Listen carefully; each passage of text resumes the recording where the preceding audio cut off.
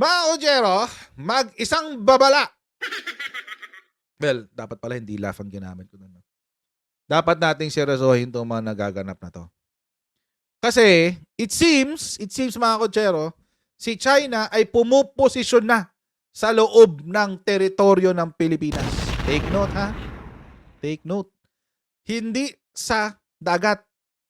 Sa loob mismo ng teritoryo ng Pilipinas. Nabalitaan nyo na ba to? Online recruitment operations traced to China, a national security concern. Yun. Kalain nyo yun, ang China nagre-recruit sa Pilipinas ng mga makapili. Oo, bago tayo pumunta dyan, ay mag-shoutout muna tayo sa mga kaibigan natin sa Sendwave! Kung kayo ay nasa US, UK, Canada, Italy, France, Spain, Ireland, and Belgium, ay pwede na magpadala ng yung mga remittances sa Pilipinas gamit ang Sendwave at partida mga Kochero, walang remittance fees yan. Okay. Gagawin nyo lang, i-download nyo ang Sendwave app, gawa kayo ng account, ilagay nyo ba ang account details nyo sa Sendwave account nyo. At pwede na kayo magpadala sa GCash, Cash Pay ka, pati iba't ibang mga bangko sa Pilipinas. At kapag ginamit nyo pa ang kayong promo code na Coach Jarrett, ayan, ay makakuha kayo ng karagdagan $20 free credit. Gagamitin na sa Sendwave for all of your remittance needs. Alright. The online recruitment effort of part-time military consultants. Uy, bakit military dapat? That was traced to China is now considered a national security concern by the armed forces of the Philippines. Yikes! Sila na nagre-recruit? Si China na ang nagre-recruit. Papakita ko sa inyo yung screenshot. Buti na lang may nakalkal dito si James na screenshot ng picture. Kasi wala na tong page eh. Military Media yung pangalan ng page. Pa-check nga kung nandiyan pa. Check nyo nga kung nandiyan pa tong Military Media. Alam ko wala na to eh. Kasi yung balita kanina wala na raw. Ayan o. Write a weekly military life report. May ganun. Complete reports and tasks assigned by the company. Report on hot military topics. Eligibility daw, working in the military or government departments for more than 1 year. Ano daw yung nangyayari dyan? Puntahan natin yung balita. Ito. Last Saturday kasi, si Manila Bulletin, isa sa mga writer nila, si Art Samaniego, revealed a strange online recruitment effort to a military website that claims to be affiliated with US military advertising. According to Samaniego, the US-based agency with a website called militarymedia.com denied affiliation with militarymedia.group. So magkaiba, dalawang magkaibang grupo to. Si militarymedia.com, ito yung legit. Si militarymedia.group, siya yung nagpo-post ng kanilang advisory sa Facebook page. Yan. Tapos, Samaniego learned that the website's credentials, which have since become inaccessible, were found to have a Chinese origin. So, nung nag-imbestiga si Art Samaniego, mga Kochero, ito yung nakita niya. Sa domain. Who is militarymedia.group? Ito yung nagre-recruit guys ha. Alibaba Cloud Computing Limited. Hi China. Hi China talaga. Hi China. Oh, yeah, ito yan. Alibaba. Registrar. China yung yung domain, no? O url.net.cn.com. Server niya, whois.highchina.com. 124 days old. May pa lang pala buhay na ito. 4 months. Naikli pa lang, kabubukas lang. Pagagawa lang. highchina.com. O tapos, ito daw yung ayan. Ito daw yung nag-register, pangalan ng nag-register. Xing Chi Yue. Siya yung gumawa nung page. Ayan, oh. Chinese na Chinese, eh, no? Chinese na Chinese, eh. Ito yung who is niya. Salamat kay Art Samaniego na Manila Bulletin, no? Kung di niya ginawa to, hindi natin malalaman.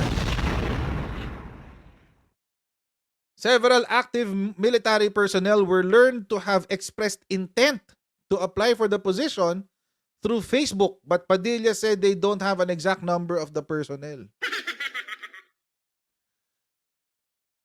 So, ino-operate na tayo ng China, guys. Ayan, no? Global Military at militarymedia.group. Kasi ito yung official website nila nakasulat din. The Philippine military currently probing suspected Chinese companies who are allegedly recruiting active and former military personnel. AFP spokesperson Francel Margaret Padilla says they are checking the veracity of the reports alongside other government agencies. While the military has yet to fully uncover the extent of the scheme, Padilla notes it can be categorized as a national security concern. The country's ICT department earlier said the firms were purportedly offering military personnel part-time jobs as online analysts. Online analyst. Armed forces po we take this thing seriously. So we are checking on this, and of course titingnan po natin kung gaano kalalim, kung meron man pong na-leak na data, ano po yung repercussions ng data that they have been giving, kung meron man po. And we will be looking at, of course, their policies and regulations kung saan po sila nagfo-fall under. Scary, no? Alam niyo mga kotsero, this reminded me of eto, nangyari to last year. Pero January 9, 2024, nahatulan yung perpetrator. Sa US Navy, mga kotsero, merong isa na nag-spy for China. Sa US Navy. Ayan, no? Wen Heng Zhao pleaded guilty in October to passing on information to Chinese intelligence for bribes. Let's give the benefit of the doubt for our military members. Baka hindi rin nila alam. Baka hindi rin nila alam yung yung ganap. Kasi syempre, naghahanap ka ng part-time na work. O let's say naghahanap ka ng part-time na work para sa sarili mo. Gusto mong dagdag kita, o why not? Upo ka lang sa computer, sulat ka lang ng article, etc., etc. Pero hindi mo alam, sa likod pala nun, isang spy organization na, di ba? Hindi natin alam. So, ang akin lang mga kotsero, wag muna natin husgahan ng ating AFP. Yun lang, wag muna natin silang husgahan. Kasi baka it's not even baka good faith naman yan, di ba? Hindi mo makikitaan ng bad faith even for simple negligence. Syempre. Siguro nakulangan lang yung mga bata natin ng konting research pa dun sa kung ano yung grupo na yun. Dapat siguro medyo chinek pa nila yun kung sino siya, di ba?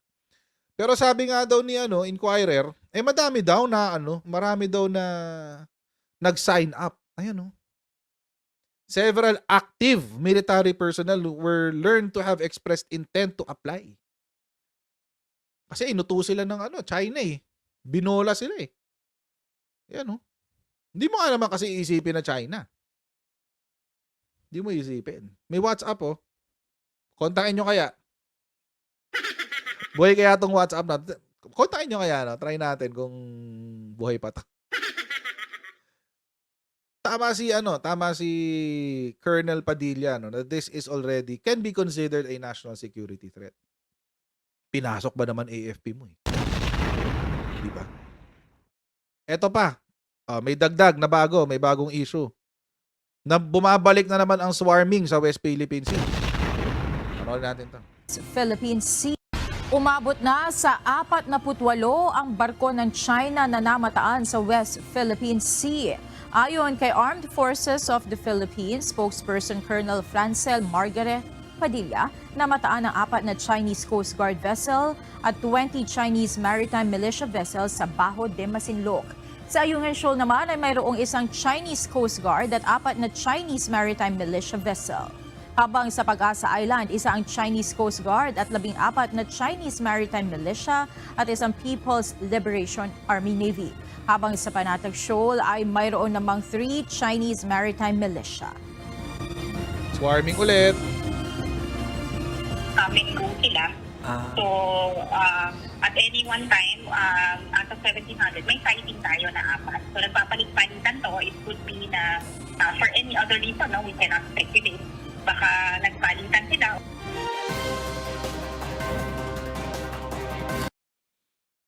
Well, syempre, sasabihin ni Colonel Padilla na they cannot speculate.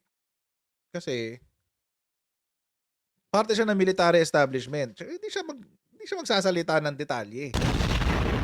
Di ba? Hindi sila magsasalita ng detalye. But at least, alam nyo ako, happy na lang ako na nasa radar na nila to. Di ba na nakikita na nila? Na pwede na nila maimbestigahan yan. Kasi nandyan na eh.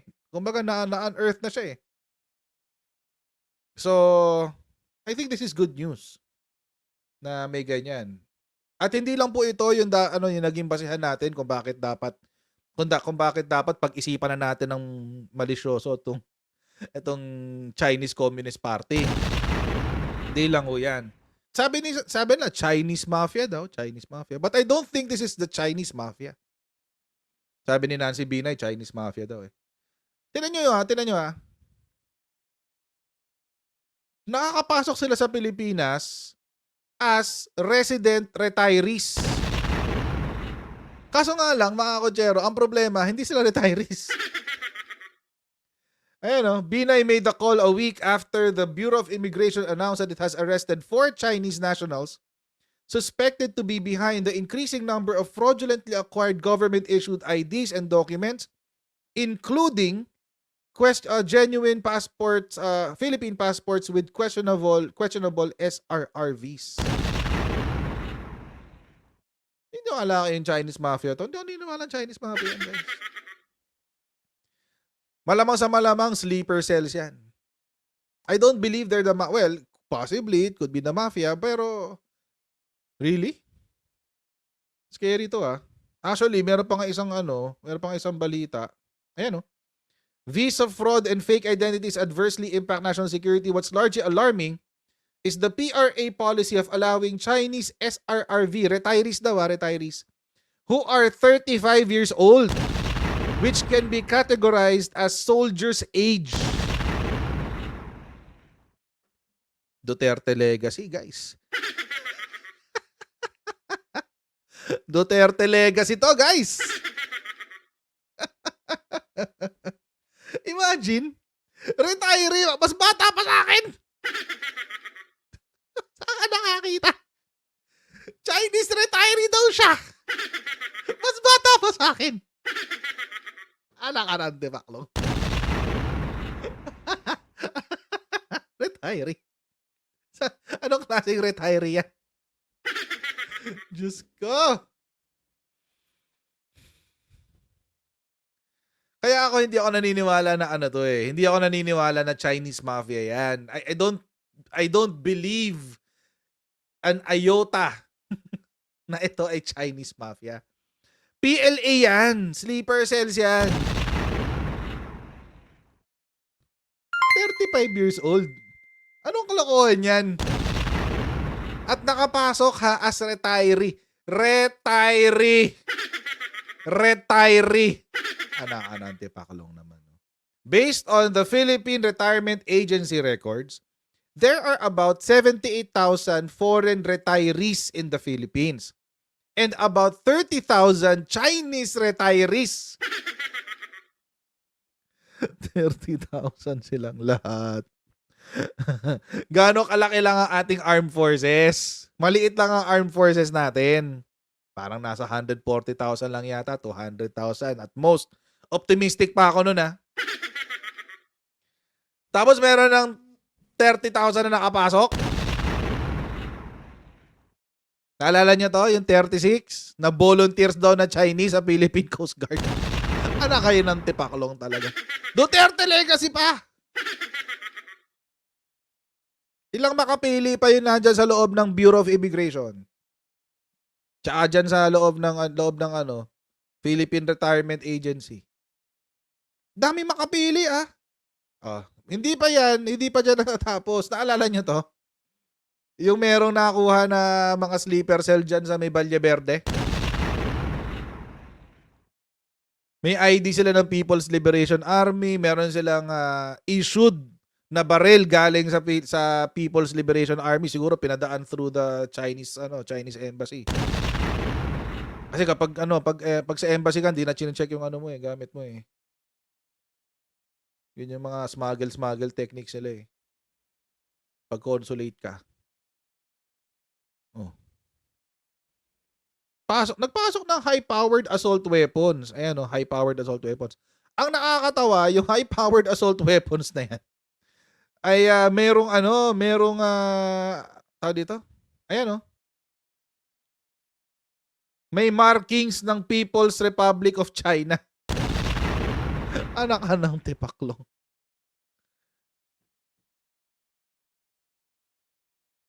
Ay, so ayun mga kutsero. I think we have this is a real problem. Problema to. And kung magpapatuloy ang ganitong kalakaran,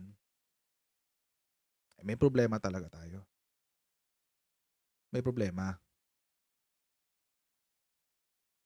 Nag-umpisa to ng nung sa Pogo. Dapat di na talaga pinasok ang Pogo sa Pilipinas eh. Yun ang yun ang excuse eh. Yun ang pinakamadaling paraan para maipasok yung mga hayop na yan eh. Tapos magsisisigaw sila, ay hindi. Xenophobic lang kayo, etc. etc. Come on. Ngayong may ganitong problema, magsisisigaw kayo na xenophobic ang mga Pilipino? I think even if we are, let's say we are xenophobic right now, I think it stands to reason na may dahilan kami para maging xenophobic. I think itong ating mga gobyerno itong gobyerno natin should be more careful. Should be more careful with their transactions. Ngayon, lalo ngayon. Lalo na ngayon medyo mainit ang tensions between the Philippines and US. US and China. Kasi, sige, enjoyin nyo yung pera nyo ngayon na tinanggap nyo dahil sa pagiging makapili nyo. Enjoyin nyo yan for now. Lalo yung mga nasa Pilipinas, yung mga nasa abroad, wala ka na magagawa dun. Ine-enjoy na nila yung perang binabayad sa kanila ng China. Pero, yung mga nandito sa Pilipinas, dyan sa ahensya ng immigration tsaka sa PRA, yun nandyan sa Coast Guard, yun nandyan sa AFP, matanggap kayo ng pera ng yuan? Ang nakakatakot dyan mga kutsero yung sleeper cell eh. So let's, assuming na hindi naman lahat ng 30,000 na retirees sleeper cells. Sa mga hindi nakakaalam ng sleeper cells, yung mga mga agents yan eh. Agents ng military or any national security establishment na ipinaplant mo, itinatanim mo sa bansa na gusto mong atakihin, tapos at the right moment, pag inactivate mo sila, susugod sila. At the right moment. Yun yung sleeper cells. Kaya delikado yan eh. Yun ang pinakamatindi sa lahat, yung sleeper cells. Malamang sa malamang, if ever war erupts, the only safe place in the Philippines will be Davao City. Bakit? Probinsya nila yun eh. Probinsya ng China yun eh. Kaalyado nila yung mga Duterte. Baka yun lang ang sabihin ng China. Oh, huwag nyo atakin ng Davao, atin yan.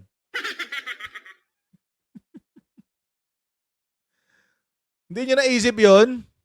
Hindi nyo naisip yun. O baka mamaya, pag alam na yung gera, kasabihan na yung mga makapili, o lipat na kayo lahat ng Davao City.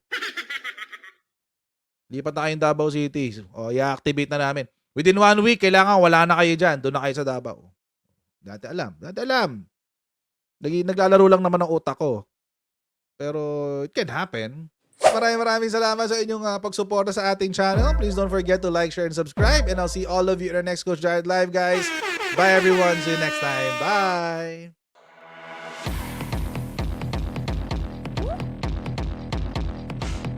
Pag ganun, huwag natin gawing tanga mga Pilipino. Mas maganda kasi nasa lugar ka ng tama kaysa yung pinipilit mo yung pagkakamali.